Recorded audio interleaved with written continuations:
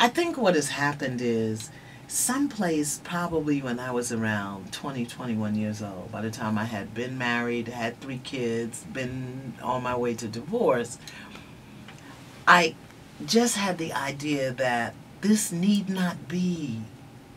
This need not be. I need not be sad and scared and broke and desperate and struggling. This need not be. It's a lesson in the Course in Miracles that says I can have peace instead of this. Right. This need not be. You made a choice. I had to. You chose happy.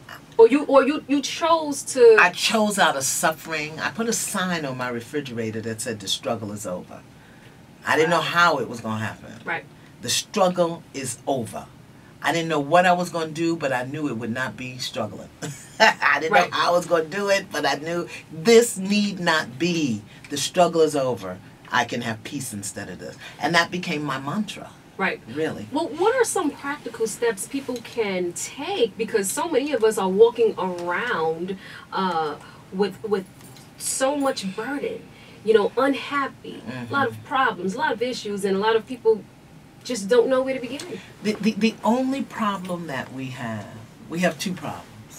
And I notice it's hip-hop, so let me ask for forgiveness now. The first problem is the stories that we play over and over in our head, the voices that we listen to in our head, and we believe they're true. Okay. The story is not talking about you, it's talking to you, and you get to choose whether or not to listen. That's number 1. So the first problem is the story we play over and over in our head and we believe it. The second problem is the belief that we're separate from our Creator. That's the only problem we have. Because if you really understood that you were connected to the force that created the heaven and earth, the planets, the stars, if you really understood you were connected to that force, you couldn't have a problem.